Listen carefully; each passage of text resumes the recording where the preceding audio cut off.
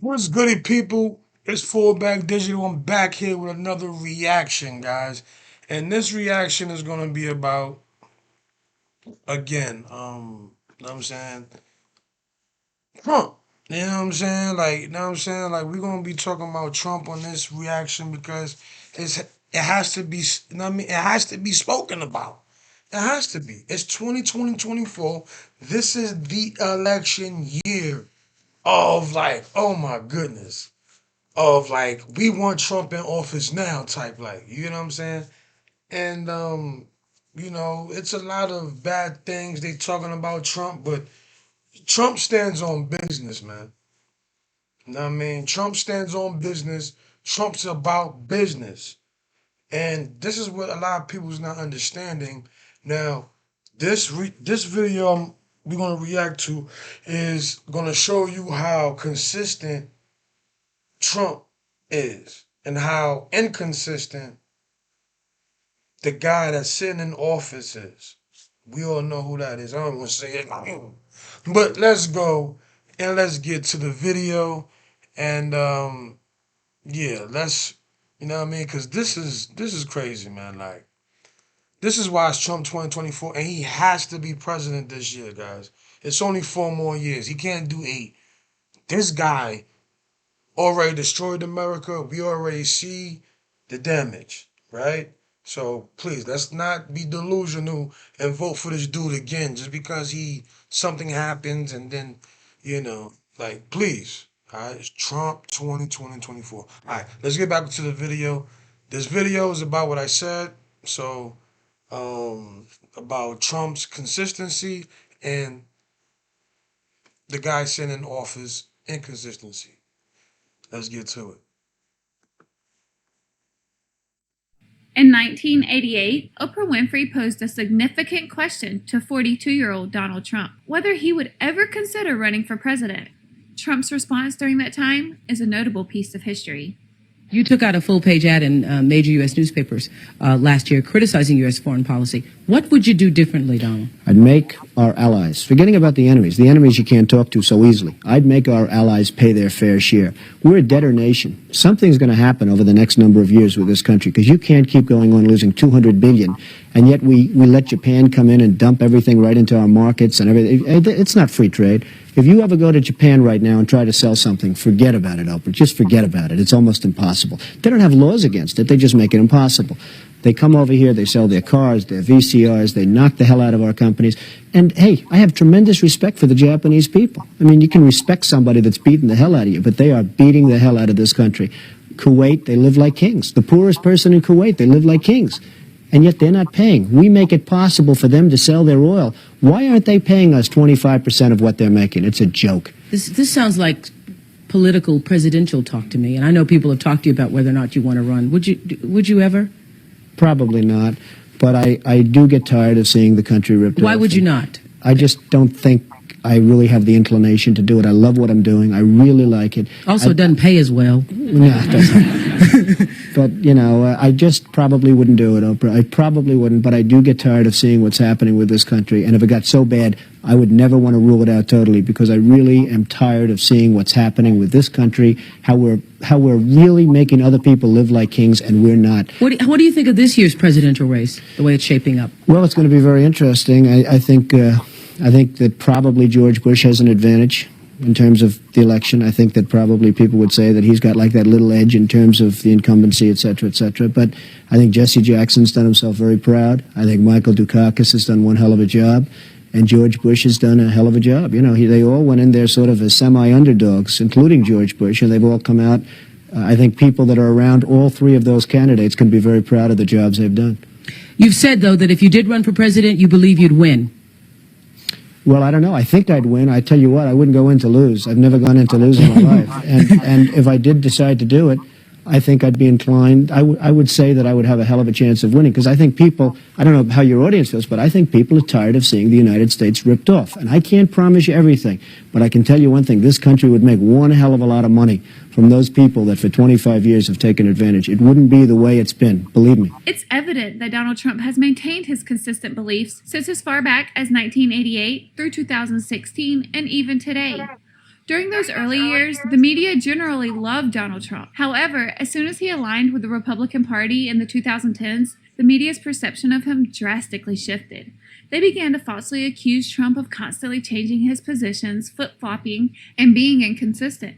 But in reality, Trump has remained steadfast in his views, unlike some other individuals. To illustrate this point, I want you to watch this clip of Joe Biden showcasing his stance on immigration. This serves as a stark contrast to Trump's consistency over the years. I don't know. Let me talk to something unsavory now, the issue of immigration. Yeah. Is there a Democratic Party position which accommodates the need to stop illegal entry, punish people who hire people at cheap wages illegally, and also gives hope to people who live here illegally and people who want to come here right now?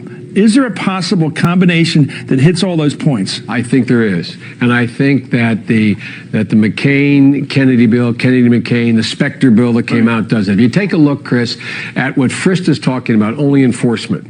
The enforcement provisions that sit inside the Specter bill, the McCain or the Kennedy-McCain bill, there ain't a dime's worth of difference to them. They're the same amount of money, 12,000 new border agents. Think they work? I think they will work better if they actually, in fact, do it. Can you scare an employer in this country, whether he's an agricultural worker or a housewife, into not hiring an illegal because the punishment's so high that if you get caught, yes, it's a huge embarrassment to your family, and you may just get hit with a fine that'll kill you. Yeah, absolutely, you can do that. And that's what we should do. Well, I think we should do that. Because you can't catch everybody. You can't. No, you can't. And the last part of this is that the Democratic position also recognized you got 11 million illegal aliens here.